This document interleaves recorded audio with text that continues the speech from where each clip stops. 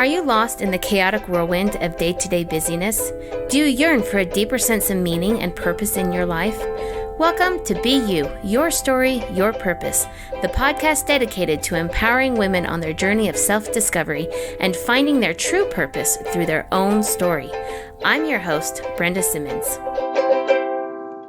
Welcome, everybody, to the Be You, Your Story, Your Purpose podcast. And today I have a special guest on. Her name is Bryn Randall, and she has so many things that she is doing, and they're all super exciting. She's got an after-school program that she runs. She does her own podcast, but most especially, she is working on a project called Austen University. And I'm going to let her tell her story and how she's involved in all three of these things and a little bit about her own life. So let's get started. Thank you so much, Bryn, for being here. I so appreciate you taking the time out of your day and to just share with us your story. So I'd like to start out by just tell us a little bit about yourself. What is your story? So I have a background of over 30 years in theater. And I started acting in theater when I was 4. And I think that kind of really led me down the path that I'm on. So a lot of my path involved performing in one way or another, a lot of creative, different things like that.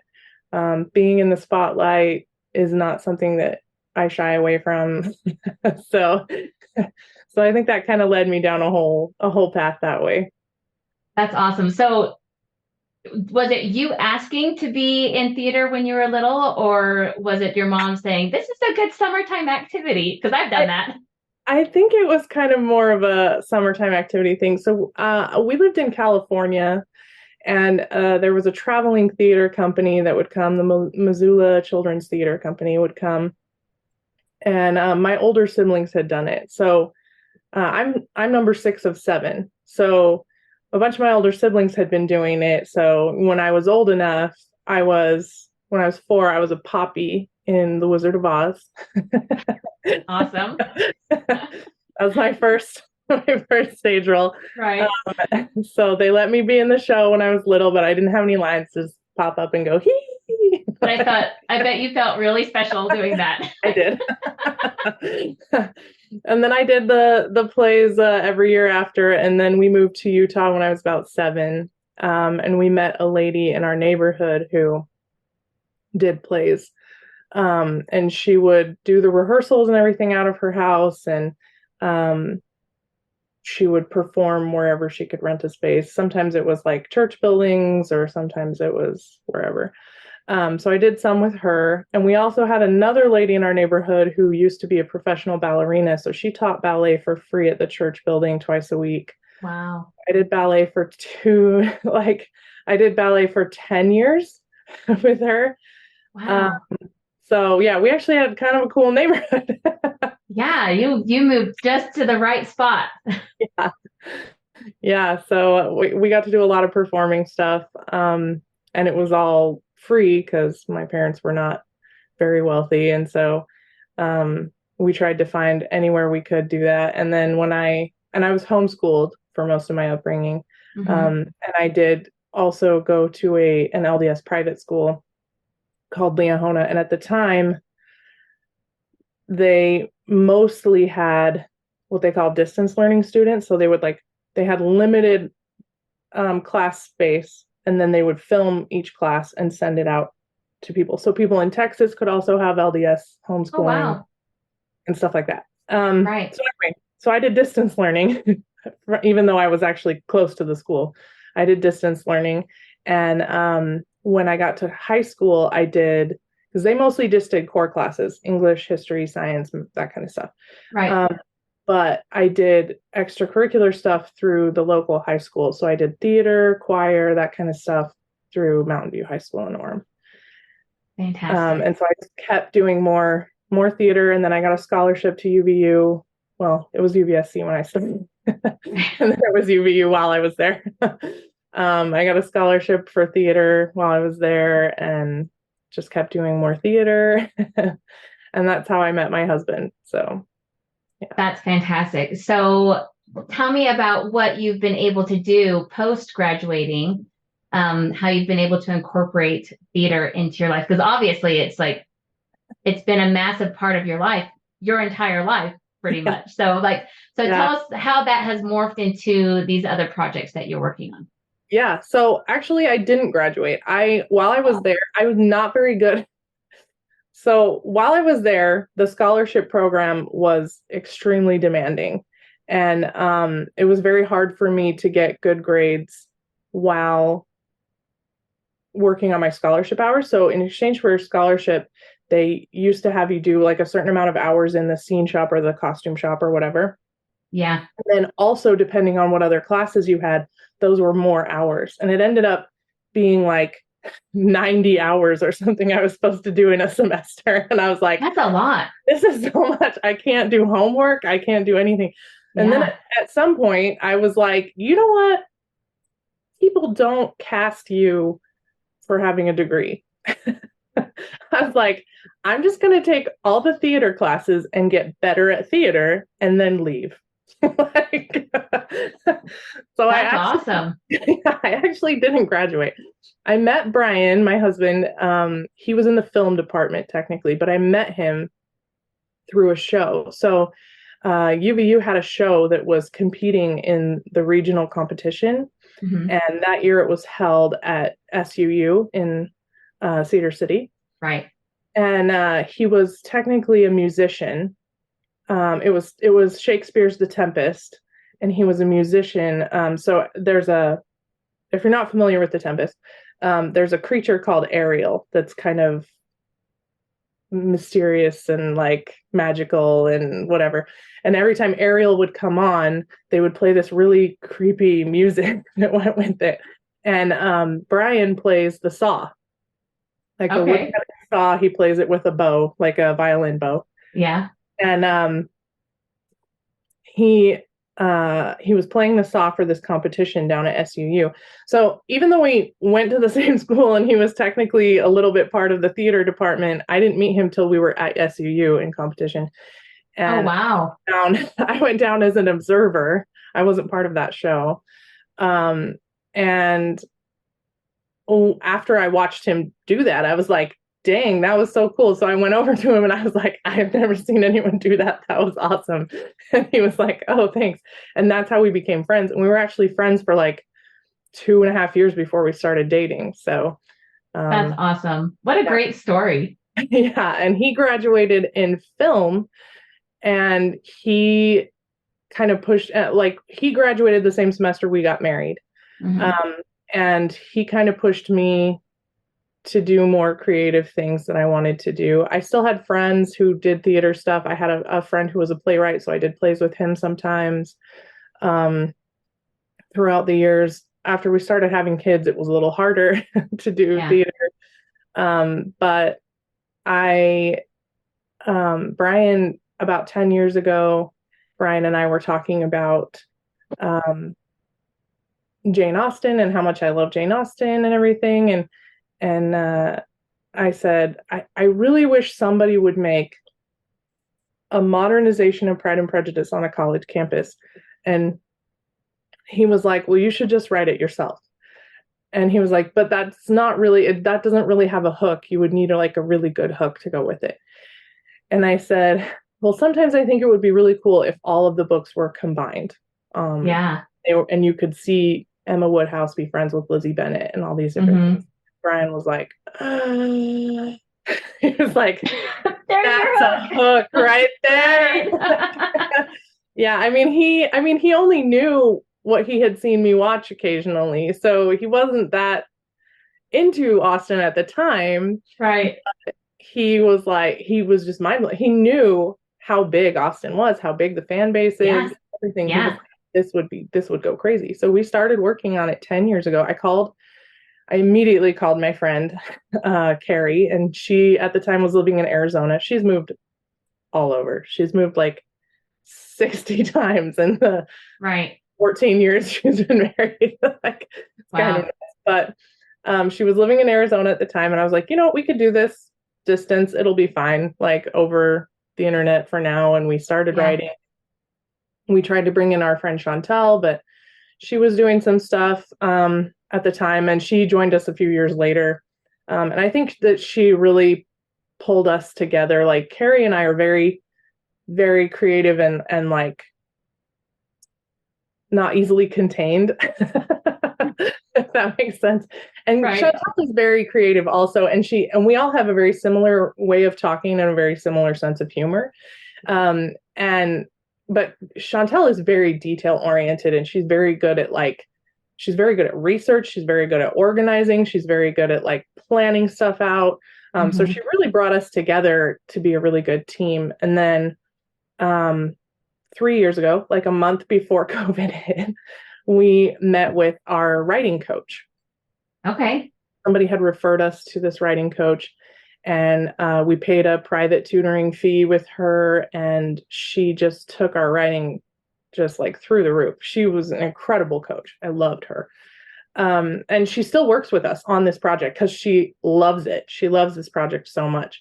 And if somebody buys the series, we want to bring her on as a consultant, like because she's just been She's so been there from the beginning. Right. Right. and she even she can't tell, none of us can tell who wrote what line at what point. Like I was wondering about that because people will have different tones in the way they write. So how does that work when you guys are writing together like that? it's funny, not us. We don't have different tones. That's Um, awesome.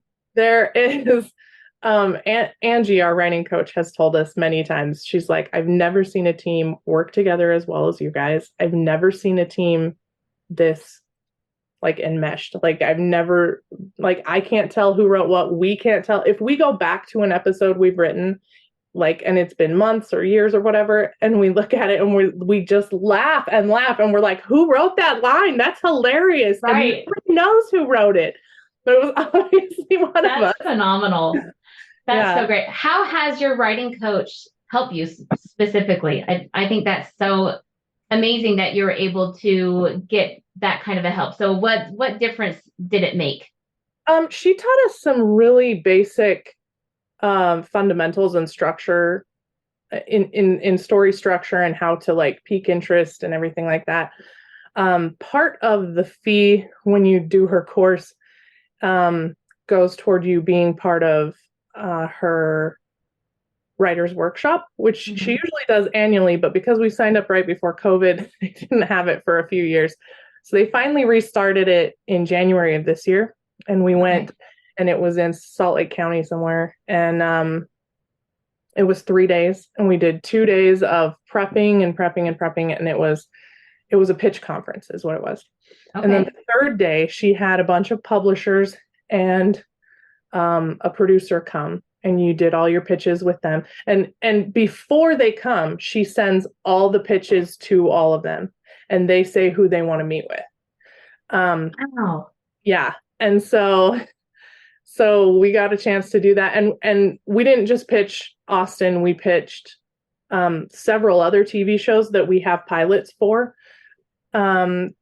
Because this has been such a long process and a delayed process, there were definitely times where we were like, well, we have nothing else to do. Let's write a new pilot for a TV show. And it just kept our creative brains going. And it also took it off of Austen because you can only look at something for so long, right? Before you're Right. like, I cannot look at this anymore. Like, please Yeah. don't make me look at this anymore. So You we've know written. what? I have actually heard of that where other TV show writers will take another TV show and say, when they're just like their brain is maxed out and they'll say, let's write an episode as if we were writing for this TV show. And how it just really helps those creative juices flow. Like, oh, now I've got an idea for ours. So did you find that to be true for you too?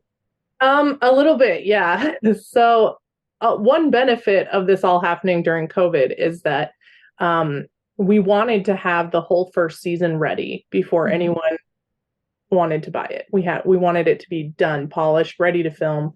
And so, as we would write episodes, we had a ton of actor friends who would hop on Zoom every week, and we would read through the script so we could hear the lines, make sure things were going well, and then we would have their feedback at the end, and we would go back and work it again.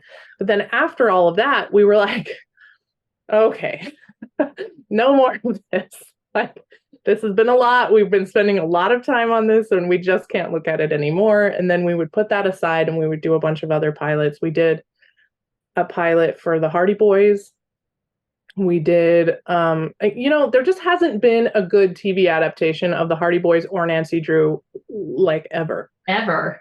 The best Hardy Boys TV show was in the 70s, and it only lasted 3 seasons. And it was, every other episode was Nancy Drew. Mm-hmm. And the Nancy Drews were awful, like, just terrible. I don't know what it was, but like, they went through 3 different actresses for Nancy Drew. The writing was terrible. It was nothing like the books. The Hardy Boys was like the books. Nancy Drew, not so much. I was like, what is happening in this TV show? Which is so interesting, because those were so big. Those, so big. And they continue to be so big. Yeah. Yeah. Anyway, so we wrote a pilot for the Hardy Boys. We did Hardy Boys before Nancy Drew because the Hardy Boys books came before Nancy Drew. Mm-hmm. And the publishers realized quickly that their main fan base was female. And so they made a counterpart to the Hardy Boys that was Nancy Drew. So we made the Hardy Boys first, and the intention would be to have 2 intertwining TV shows that are Nancy Drew and the Hardy Boys, but they meet up occasionally and solve cases together. So, right. That's fun. We did that. We wrote a reboot for The Rockford Files, which is an amazing 1970s TV show. If you haven't seen it, you should. I have seen it, actually, yes. I think I've only seen it on rerun, though. Yeah, we made an amazing reboot for that. And we... Terry also had some really good ideas. She's a very big Agatha Christie fan, so she wrote a pilot for Agatha Christie that combines Miss Marple with Poirot, and they solve cases together, but the main character is actually Agatha Christie herself. She follows them, and she writes her books as she follows them in cases. Right. So that's very fun. And there's another one that we are having trouble naming, but we just call it the Revolution one. So basically, she took all of French literature, even though it spans different time periods, took all these most famous French literature books, Count of Monte Cristo, Three Musketeers, Hunchback of Notre Dame, Phantom of the Opera, all these different ones, and combined them. So the idea is that the main character is Marguerite, so the Scarlet Pimpernel's daughter. Okay. And it's after the Scarlet Pimpernel has died, and she's reuniting the League. But most of his League has died, so she needs her own League. So she comes across all these different people. The Hunchback of Notre Dame, who's not really a hunchback. It's actually a way he smuggles children out of the prisons. Oh, so creative. The Phantom of the Opera, who lives in the sewers of Paris and is, helping people that way, and all these different people that she brings together. The Count of Monte Cristo, I would say, is the other main character. He helps her bring these people together and do all these cool things. But anyway, it's a very fun pilot, but a very expensive pilot as it's period. It's period, right. Honestly, those are two of the Count of Monte Cristo and the Scarlet Pimpernel are probably my favorite classic literature. I love those books. So yes, I'm like, oh my gosh, I want to see this one too. Yeah, you would love this pilot. I would totally love it. And we workshopped these pilots with those same people over Zoom. We would have these Zoom calls and workshop these pilots and everything. And our writing coach helped us get those up to a good place. And so we've pitched a whole bunch of stuff. And, there's a story about Amy Sherman Palladino, who wrote Gilmore Girls. Uh-huh. She got this pitch, and she went in there and she pitched all these different stories. And they were like, yeah. And then she was feeling desperate at the end of her pitch meeting. And she just like, and I have this other TV show that's about a mom and a daughter, and they're really more like best friends than mom and daughter. And they were like, oh, get us that pilot. And she was like, I will, as soon as I can. Shooting from the hip. Yeah. So, I mean, I think the idea for us was to have a bunch of pilots ready to go. If Yeah. people were like, yes, we love Austen. Do you have anything else? We could be like, why, yes, we do. Yeah. So how did that meeting end up? The pitch meeting. So the producer who came, she initially was supposed to have 2 or 3 producers at pitch conference. But something happened. I don't remember what happened. There were flights and things that were a problem. But anyway, the only one who ended up coming was our producer who was already attached to the project. Oh, that's funny. It gave us a chance. It gave us a chance to pitch our other pilots to her. Yeah. And she's like, oh, I think I know people who would be interested in some of these projects. So that was awesome. But she's been trying to help us find funding for a while. And she's at a point where she's close. But Awesome. yeah, so That's fantastic. And we'll get into the funding piece of it. But I'm curious, how did it work to modernize all of these Jane Austen characters into a university setting? How did it work? Was that the question? Yeah, how were you able to, what was that process of modernizing these characters? So the process really was, the first step was to read all the books, because actually when we had this idea, none of us had read the books. We just were fans of the movies. That's funny. Yeah. I actually went through all of our books yesterday preparing for this, and I was like, I think I've only read Pride and Prejudice, but I've read that like 5 times. So I mean, I've read them a few times now, but over the years, it's been a few times. And so the first step was to read all the books. And what I did as I went, because this was before Chantel was brought on board, I wrote down all the plot points of each book just by hand. Wrote it all down in a notebook. Then we would pick one movie adaptation for each story that we liked the best, and I would write down the plot points for those movies. Then I made a color-coded system. So for our purposes, Pride and Prejudice is green, Sense and Sensibility is pink. Everything we do, we've color-coded that way so that as soon as we see it, we know this is Sense and Sensibility. This is Mansfield Park. So everything stayed those colors for 10 years. Wow. So on green note cards, I wrote all the book plot points and all the film plot points on, one plot point per card, per index card. And they were in order numbered. And they would say in the corner, was this a book plot point, a movie plot point, or both? And they were in order. And then we would put them in order and we would divide it up into seasons. Yeah. So we had all these cards and we'd be like, okay, this is a good stopping point for season 1. This is a good stopping point for season 2. And then, we did that with all of them. And Carrie, we bought this cork roll is what we called it. I'm sorry, honey. So for Carrie, we bought this cork roll and it was like, I don't know, 6 feet long or something that she could put on her wall and put all the different cards up so that we knew what had to intersect where. Wow. Yeah. And then we knew, okay, season 1 has to be it can't be more than 13 episodes.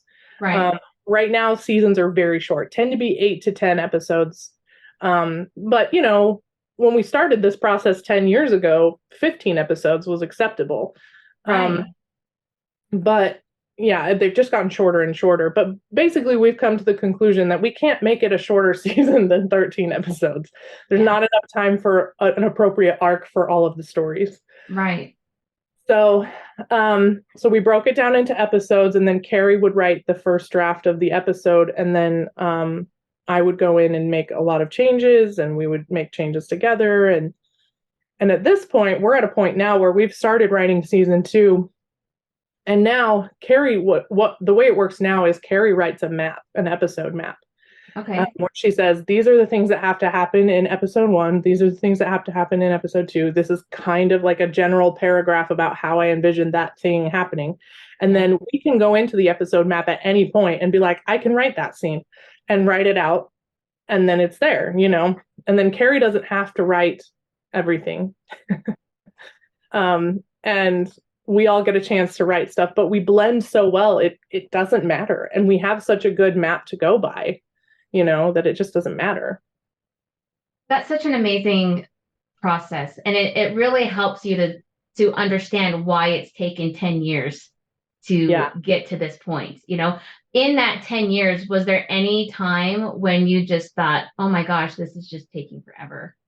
Is this worth it? Yes, but it's also been fun. And our biggest concern really has been that somebody else would have this idea. It's not a copyrightable idea. I mean, to an extent, yes. So Jane Austen is in the public domain, and right. Anybody could really have a very similar idea. Now we've that being said, we've copyrighted our episodes. So if anyone tried to steal it specifically, right. we have a case. But the other thing is, it just feels like, and we've come across projects that were similar that have given us heart attacks, for sure. Yeah. But the other thing is, if someone were to hear about our story now at this point and be like, I'm going to do that first, they would have so much work ahead of them to do it, even a halfway decent job. Yeah. That they really couldn't beat us to the punch at this juncture.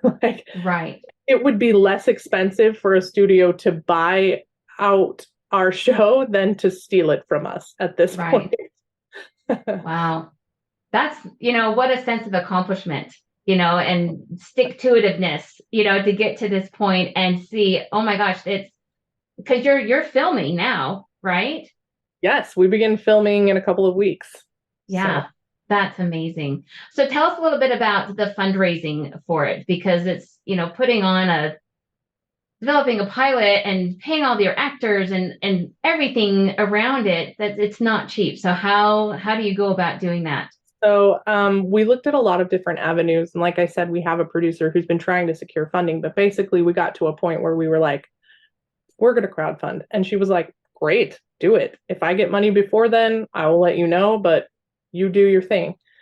And it also was a way for us to announce to the world, this is what we're doing, so that nobody else, because we were starting to get panicked that somebody else would announce that they were doing this.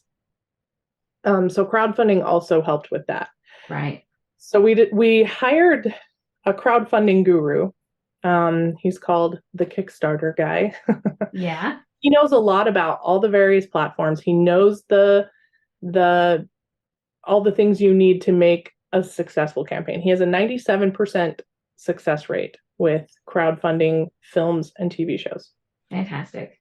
So he trained us. He told us what we needed to do. We listened to him. We launched our crowdfunding in May, and there was a whole ton of personal family stuff that was happening with Brian's family, and it just ended up being a terrible time, and we couldn't focus on everything. Everything was just too much right then, and it was going really well, which is a bad thing. But also in that time, a few other amazing things happened. One, a studio reached out to us and said, hey, we saw your Kickstarter video, and we want you to submit this project to us when you're done. Fantastic. So, that was just our video to announce what we were. Right. Wasn't anything super special. And also during that time, we brought on board the girl we hired to be Mary Ann in our project. Turns out what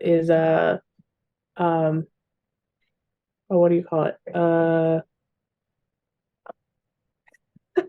Dang, just lost the word. She does social media marketing. Okay. And we didn't know that when we hired her. We just hired her to be Mary Ann. And she was like, we had 1,000. I want to say we had 1,000 followers on Instagram when we brought her on board. And she said, let me and her friend who was playing Fanny Price. She was like, let us take over the social medias. And I was like, okay. Please, right? Please do. I know. It's a source of great stress for us. Right. So we paused our campaign. We took a couple weeks off to deal with family stuff while we let them build the social medias. And over the course of maybe 5 days, we went from 1,000 followers to 25,000 followers. Well, I was looking yesterday. I think you're at 50, aren't you? Yeah, we're almost at 50, I think. Yeah, that's awesome. Yeah, so we've gone up quite a bit in the last few months, and that has been hugely beneficial because it's proof to any studio wanting to buy it that there is a fan base. Following, right. Not that there isn't proof out there. We've done a ton of research on Jane Austen, and the minimum that any or a film adaptation makes on a Jane Austen thing is 3 times its money back. That's the minimum. Wow. Even the truly, truly terrible adaptations, like that you can think of, like the LDS Pride and Prejudice, is absolutely awful, but we still watch it. Like, Right. it's I don't know. terrible, I don't think but you we can still beat the watch it. A&E Colin Firth version of Pride and Prejudice. I mean, hands down, that's going to be the best forever. So many strong feelings, right? So many people preferred the 2005 with Keira Knightley, or so many people prefer 1995. But beyond those two, there's not really a strong contender. But there's all these cheaply made, crappy versions, but slap Jane Austen's name on it, and people will show up. Right. And there's proof. We have all these research numbers on that, but always minimum of 3 times its money back. Yeah. So it's basically, Jane Austen is as safe a bet as you can get in Hollywood. Yeah. There's absolutely no reason a producer should look at that and be like, that's a hard pass. I'd like to not triple my money right now. Like, there's just no reason for that, right? Right. A few years ago, we sent it to Amazon. We actually got a pitch. We had a connection to the guy over bringing in new content at Amazon. He loved it. He showed it to his team. They all loved it. They came back and they were like, look, we absolutely love this show and we hope somebody buys it from you, but we literally just spent our entire budget on procuring something and we don't have anything else right now. So then a year and a half later or whatever, Rings of Power was announced. And if you know very much about Rings of Power, it was a multi-billion-dollar deal for Amazon. And that's probably what it was, huh? Yep. The Tolkien estate made them sign a contract for 5 seasons. Oh, wow. Yeah. So there was literally no budget for anything else. Yeah. They went all in on Rings of Power. And so they were all very sad. They gave us tons of great feedback and everything. They were like, this is amazing. We all loved it. We all laughed. It was amazing. But we just don't have the budget right now to buy it from you. And so that was really sad. Yeah. But ordinarily, you're never going to put this on a platter in front of a producer and have them be like, no. Yeah. That looks like too safe of a bet. Right. So that's awesome. It's been a process, but yeah, the crowdfunding, we talked to our guru about pausing our campaign and waiting until we built an audience. We talked to our social media people, and both of them had said, ordinarily, I feel like I should say, no, don't pause a campaign that's going well and everything. But you're right, there's a few factors that are good to restart it. So we restarted our campaign in July. And it went through August and we made our money, but we lowered the amount because we got feedback from the studio that reached out to us about what we really needed to turn in. And it was less than we thought. So we were planning on turning on our whole 45-minute pilot, and they don't need a whole pilot episode. They said just 20 minutes is enough. So we've been trying to cut 45 minutes of pilot down to 20 minutes. Yeah. And that's been a whole thing. But yeah, rewriting it and all that. Yeah, that's amazing. So what does that process look like? Once you create a pilot and then you sell it to a studio, is that how that works? Will you go through that process? So it was already leaning this way, but since COVID, it's been more so. Studios don't want scripts anymore. They just don't. They don't want to read them. They'd rather watch something. I mean, wouldn't most of us? Right.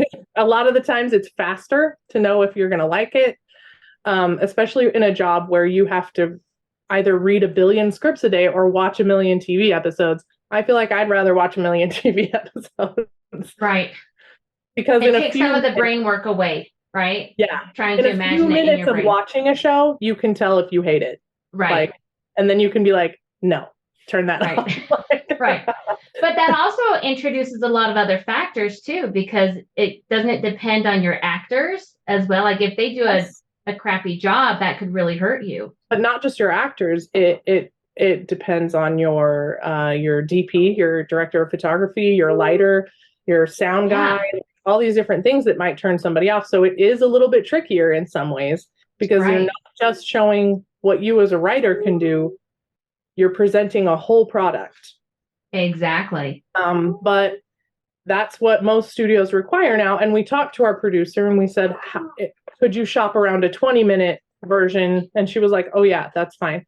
So we can submit it to the studio that reached out, but we can also give it to our producer and have her shop it to other studios too, and just find us that's awesome best deal. And she also told us that she has another distributor interested. So we have 2 people interested and they haven't seen it yet. They haven't seen anything yet. They're just, the concept is intriguing. Yeah. So that's super cool. That's really amazing. Cool. Yeah. That's awesome. So if you could wave a magic wand, what are your hopes and dreams for Austen University? If I had my pick, I think Amazon would actually be the best place to put it because we actually have an entire business plan attached to it that would work on Amazon. Right. Could it work for someone else? Yes, but Amazon already has an online shopping experience. Got it. Yes. So we've also considered, Netflix and say Target could partner up and do this show together and put our business model in, and it would work really well for them. And they would end up competing with Amazon quite a bit. Right. But in the long run, I think we may not go with the big studio because we'll have less creative control. And we don't want people telling us, you need to throw nudity into this, or you need to do whatever, because part of our big selling point, and honestly, I think one of the reasons that Amazon was interested is because we check a box that not many of their shows do.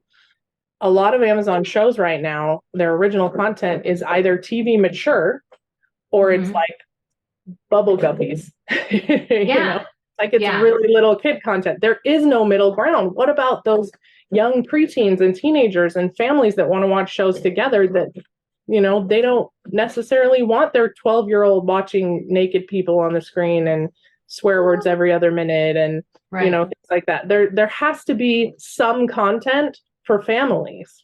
And I think that's a big reason that Amazon was interested, because they knew they didn't have anything like that.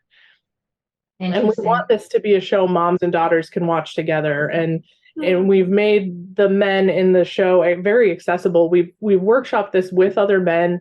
We've made sure that the men are very relatable and interesting, and the characters themselves. It's a story that at first I feel like most men, when they hear Jane Austen, are like, "Oh, Jane Austen, how nice, out, right? Yeah, right. We're done." But we workshopped this before we even had our writing coach. We workshopped this with my sister-in-law's high school theater students. So we did a staged reading at Alta High School in Sandy, and we brought in all these theater students to read the parts. And at the end, I said, how many of you have read a Jane Austen novel or seen a book? Maybe a couple of the girls, okay? I said, how many of you now want to watch a Jane Austen movie or read the books? And all of them, including the boys, raised their hands. They were like, I have to know what happens next. Right. That's awesome. And I was like, that's kind of our deal. We're bringing Austen to a younger generation. We're making it available and accessible to families, but we're also making it available and accessible to dudes. Like, this is a big market of people.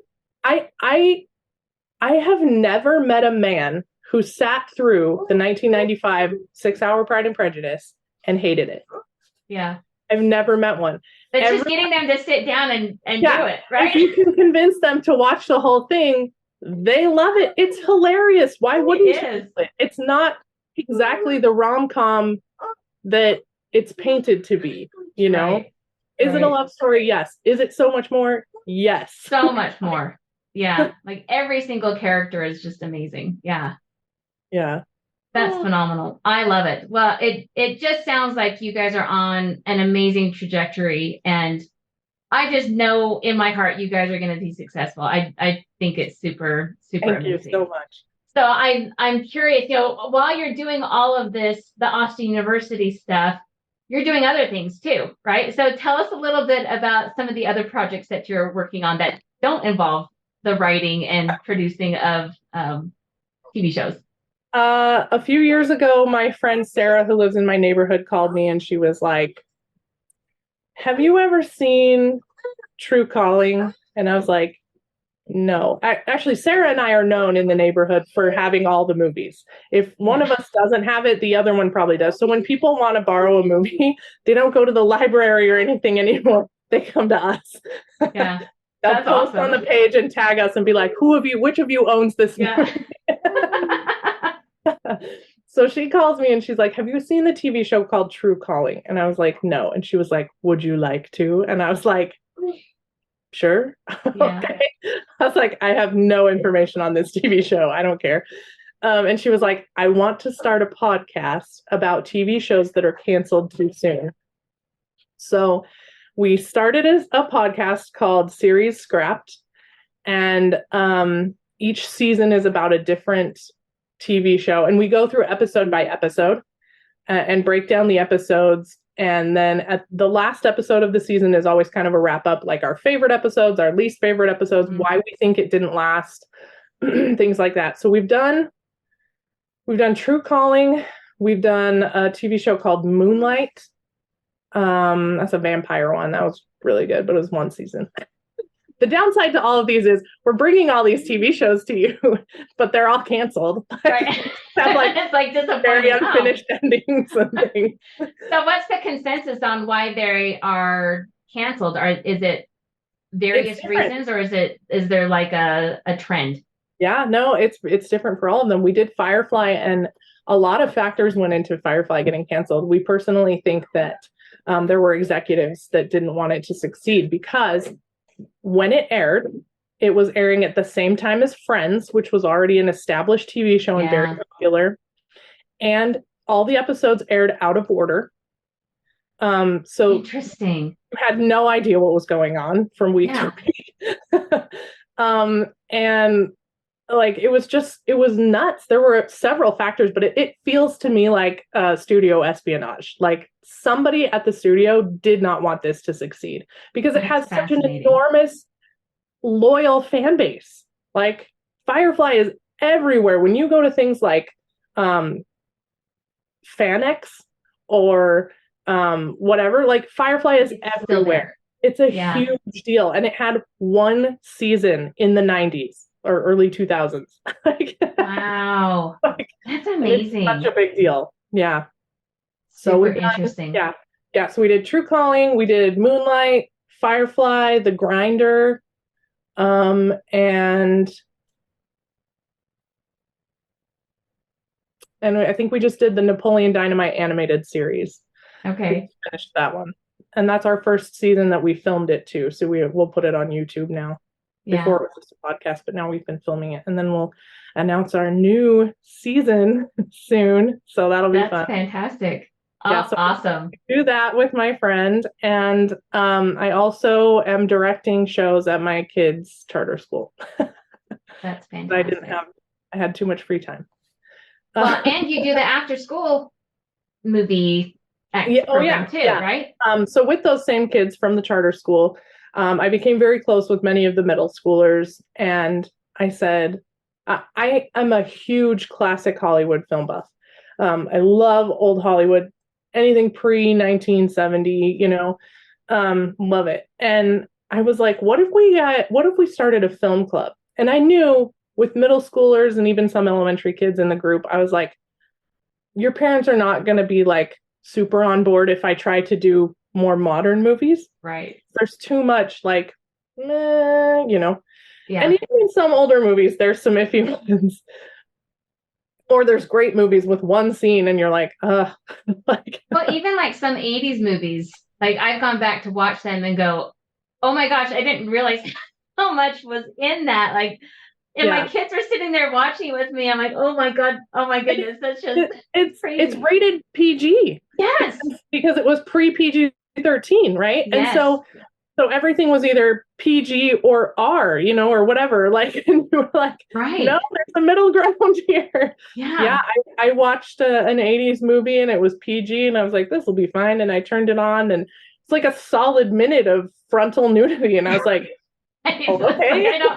Well, and it's so funny how, when we watch those things as kids, like I totally didn't even realize how much, but when you're sitting there watching it with your kids, you're super uber vigilant over stuff, and aware of stuff like that. And it's like, this is not what I want to be showing my child. Sorry. Yes.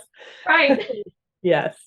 And so I basically sat down and I figured out a film club where I figured I could do basically 10 movie nights in a semester. Okay. So I do 7 genres. I do comedy, drama, Western, film noir, suspense, action, and musical. And then there's always 2 subgenres in a semester. And in the fall semester, like we are now, those 2 subgenres are always monster movie. It's like the semester For Halloween, right? Yeah. And Christmas movie. Right. So and then in the spring semester, I can do whatever subgenres I want. Like last semester I did beach movies. Yeah. Was one, and then road movies with Bing Crosby and Bob Hope, because there were so many road movies. Yes. But it, like, there's any kind of, like, next semester the 2 will be actually, they'll both be remakes. So during the regular genres, I have, like, our drama is Sabrina with Audrey Hepburn, and for one of our remakes we'll watch the newer Sabrina, the 90s Sabrina with Harrison. Right. That's awesome. So that we can kind of compare the remakes and see, like, how or why they maybe remade this, that kind of thing. So what is your how is it received by these kids? Because you're basically at an elementary school charter school, right? Or does it go up to 8th grade? It goes to 9th. Ninth. Okay, so you've got elementary up to junior high, right? Yeah, So it's a K how through is that 9th, received? but it's a K through 9th school, but I don't typically encourage kids younger than 5th grade to join film club, because older movies and studying the technicality of film and the art of film is not very interesting to kids younger than 5th grade. Right. So you're talking middle school, junior high age. Yeah. Okay. Yeah. But it's received very well. And generally with each movie, I tell them fun facts about the movie, like these are things that happened when it was being filmed, that kind of thing. I also tell them film things, like the one that we talk about the most is setup and payoff. Right. We watch these movies and they're like, well, that was terrible. And I'm like, why was it terrible? You can absolutely hate a really good movie, and you can absolutely love a really bad movie, but you have to know the difference. This is what I tell my students. Like, you have to be able to say when you come out, yes, this was well done. Yes, this was well done. Yes, this was well done, but I hated it. Right. Okay? Personal preference. Like, I can't argue with that, but you have to know it was well done. Yeah. You can't just be like, I hated it, so obviously it was a bad movie. Right. That's not how that works. Right. So I've been teaching them principles like the setup and payoff. One of my examples that I give my kids is Ant-Man. Ant-Man is, but you could also use Into the Spider-Verse part, like the very first Into the Spider-Verse movie. Right. Some of the tightest scripts in Hollywood. Everything in there is a setup and payoff. Everything. And so a setup and a payoff is like, have you seen Ant-Man? I have, yes. There's a scene in the first Ant-Man where he sets down the keys and there's a little tank on there. And later he blows up the tank and throws it, right? That's a payoff. Why did we see a shot of the tank on the keys? Because he was going to throw it later. He was going to use it later. Right. There's a rule. So a setup and a payoff is kind of a foreshadowing, right? And then it actually happens. Right. And my example of a terrible one is Frozen, okay? Because Frozen is full of setups with no payoff and payoffs with no setups. Okay. Right. And I'm gonna explain really quickly a few ways you could have fixed Frozen.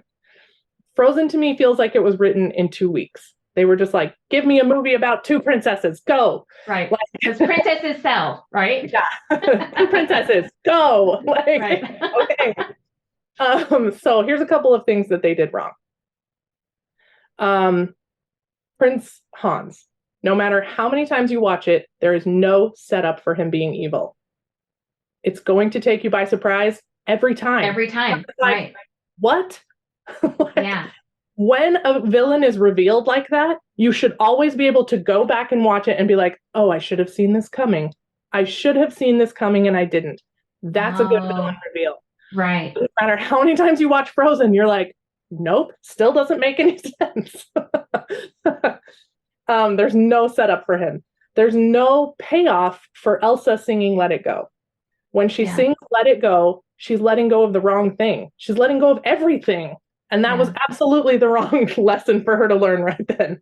But that's okay if she sings a reprise of it at the end where she sings about what she should have been letting go of and the lesson she learned. Yeah. Right? Did she learn a lesson? Yes, we kind of get the hint that she did, but we don't explain it in a reprise, and we should have. Right. I also think Anna should have reprised Love is an Open Door with Kristoff. Same reason. That was with no payoff. The trolls had very little of anything to do with the story. They were just there. They needed more purpose, and they needed a good payoff at the end. Yeah. But like there was just too many things that it was like, what? Like you should never at the end of a movie be like, what about this? And what about this? And are we never going to talk about this again? Like, right. You should never feel that way at the end of a movie. And so if you watch Ant-Man or you watch Into the Spider-Verse and you watch all these setups and payoffs and you think to yourself, this is why it's a very satisfying movie to watch, because there are like no loose ends. You know what I mean? And you can go back and watch them over and over again and find more and more things that you missed. And it makes it just as exciting. That's awesome. Yeah. So, and there's a difference between intentional loose ends that they're leaving for like a sequel, right? Right. Or just loose ends that they were like, and we'll never bring that up again. You know? Well, you take the Marvel, just the very last scenes, like the scenes after the credits, right? Yeah. And how it's a major setup for the next one. You're like, oh, now I have to see the next movie to finish it off, right? So, right. Yeah, well done. So these are the things that I teach my middle schoolers, and they get so excited. One of them texted me after she had watched the new Spider-Verse, and she was like, have you seen it? We have to talk about the setups and payoffs. We have to talk about this and this and this. They've been applying it to other movies that they watch, and I love that for them. They are getting really, really good at determining what was wrong with this movie, what would have fixed it, what was great about this movie, you know, and we talk about those things every movie we watch, but they're also getting exposed to various genres so that they can find that what they like. Do they like this actor? Do they like this director? Do they like this genre in general? You know, most of them we've found like suspense. Right. Right. That's been their favorite one. And so generally the last week of the semester, I have them do a student's choice. So they vote on their favorite genre, and then I give them a couple options from that genre to choose from, and we watch that. That's so fun. So yeah, I love that. It's been really, really fun. So what's a film that you think everybody should watch? That's a good question. I mean, it kind of depends. I feel like one that I was really excited to show them is called All About Eve, and it's a Bette Davis movie. And I was excited to show them this because there are some very interesting friend dynamics in that movie. And I had a friend like that, and it was a source of great drama for me. Mm-hmm. And I think that showing them dynamics like this, unhealthy, toxic friendships like this at such a young age, where they're starting to form some of their long-lasting friendships for life, especially as they move into high school. And, you know, some of your friends from high school you'll never talk to again, but some of them you might talk to often. You know, you might end up with that group for the rest of your life.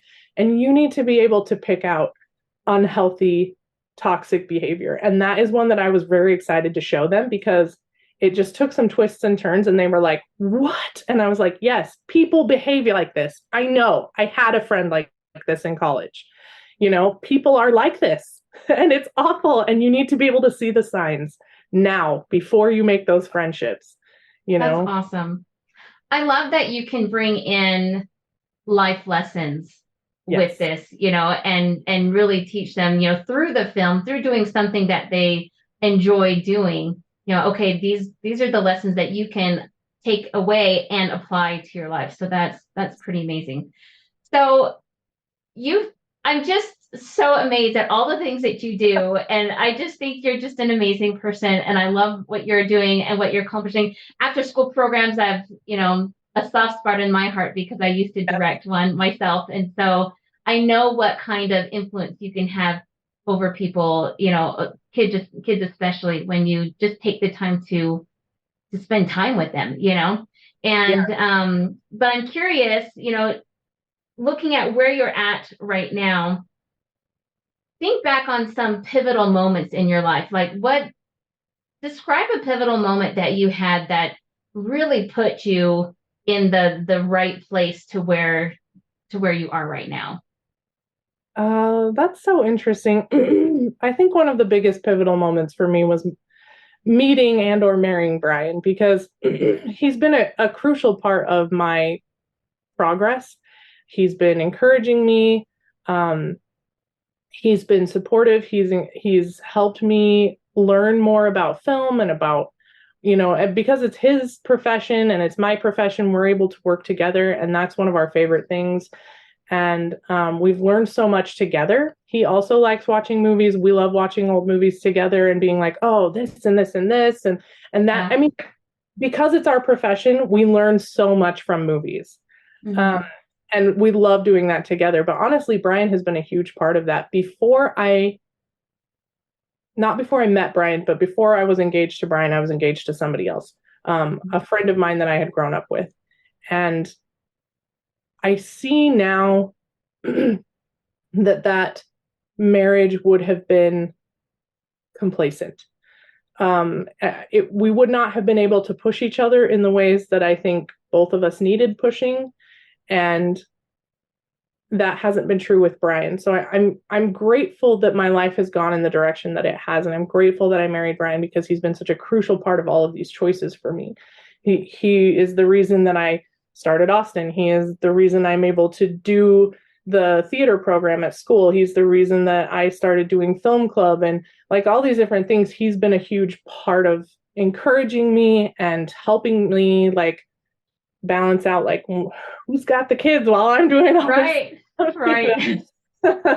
So he's been supportive and helpful every step of the way.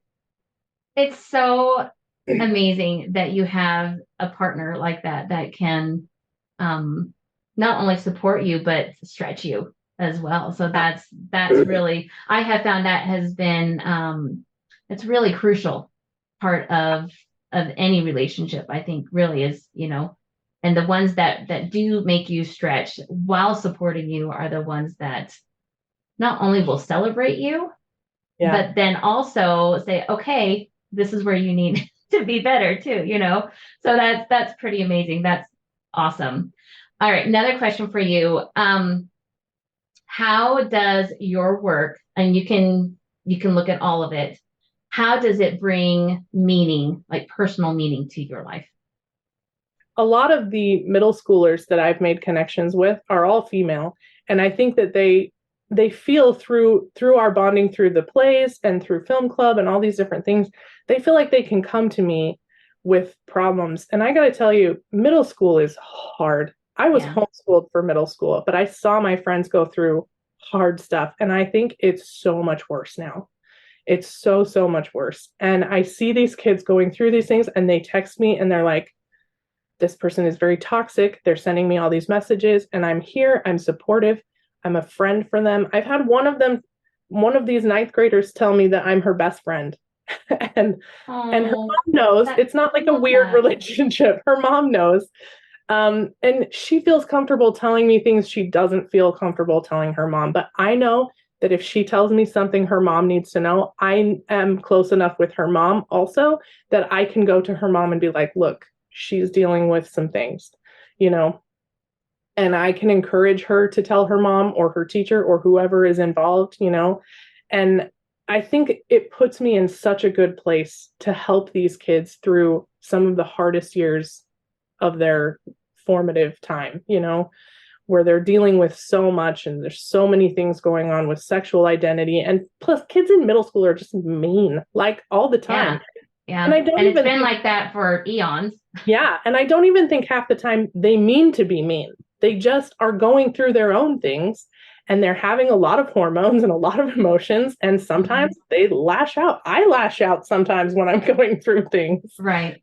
And it's hard when the people you're lashing out at are also going through things and feeling emotionally vulnerable and stuff. So, I mean, there's all these different problems, and I'm glad that I can be like a safe space for these kids. And they come to film club and they feel, the most of them have told me, they feel rejuvenated because they're in a safe place doing something super fun that has no bearing on anything. They're not getting graded, they're not getting tested on this, but they're learning and they're making friendships and they're having a relaxed like time where they just get to be and not worry, you know?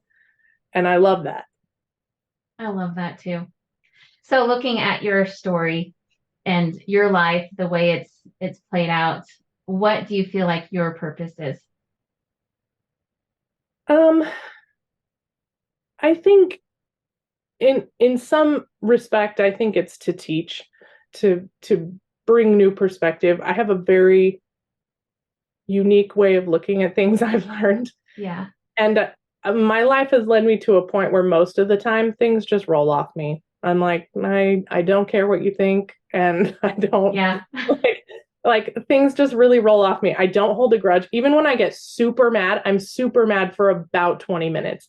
And then I'm like, well, it is what it is. You know, Awesome. things really just roll off me very well. And I think that bringing that form of education to people, like that way of dealing with life or looking at life or things like that is a big part of my calling. And I get to show that in my plays, in my TV show that I'm writing, in my film club, in my podcast. I get to show this vibe of how I go through life, just not holding grudges, not caring about things that don't matter, you know, caring about people in general more often than not, you know. That's beautiful. It really is. And I love how you can have a passion for something like what you do with theater and film, and yet your calling, your purpose is teaching, and that becomes the avenue of doing that. And so that's truly beautiful. I love that, Bryn. Thank you. Awesome. All right. So I want to be able to share with our listeners and viewers where they can find out more about Austen University, where they can reach you if they want to contact you. Will you share that with us? Yes. So Austen University is on Facebook and Instagram and TikTok.